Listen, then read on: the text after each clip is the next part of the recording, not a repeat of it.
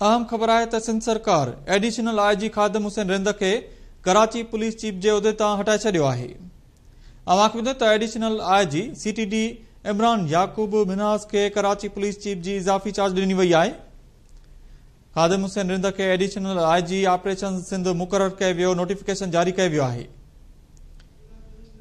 इन हवाले सां लाइन ते मौजूद है अब्दुल्ला सोलंकी। जी अब्दुल्ला, तफ़सीली जो जी बिल्कुल, ॾिसो निगरान हुकूमत में जेको आहे सो लॻल एडिशनल आईजी कराची खादिम हुसैन रिंद के सिंध हुकूमत हिन हिकु भेरो ॿीहर जेको आहे हुनखे हटाए छॾियो आहे। उहिदे तां हटाईंदे सिंध हुकूमत खादिम हुसैन रिंद के एडिशनल आईजी ऑपरेशन सिंध मुक़रर कयो वियो आहे। जॾहिं त मां इहो वाज़े कंदो हलां त additional IG CTD Imran Yaqoob Minhas खे हिकु भेरो ॿीहर कराची पुलिस चीफ जी इज़ाफ़ी चार्ज ॾिनी वई आहे, छाकाणि त अॻु में बि इमरान याकूब मिनास कराची पुलिस चीफ रहियो, पर उनजे दौर में पिणु जेको क्राइम कंट्रोल न थियो, जंहिंखां पोइ जेको आहे सो हिकु भेरो ॿीहर सिंध गवर्नमेंट उनखे कराची पुलिस चीफ वारो उहिदो मुक़रर करे छॾियो आहे। उन सां गॾोगॾु मां इहो वाज़े कंदो आहियां त एडिशनल आईजी कराची खादिम हुसैन रिंद खे उहिदे तां हटाईंदे करे एडिशनल आईजी ऑपरेशन सिंध कयो वियो आहे। उन में गॾोगॾु मुज़फ़र अली शेख जेको एडिशनल चार्ज हुई ऑपरेशन जी, उनखे पिणु जेको रिलीव कयो आहे। जी, वॾी महिरबानी अपडेट करण लाइ अब्दुल्ला सोलंकी।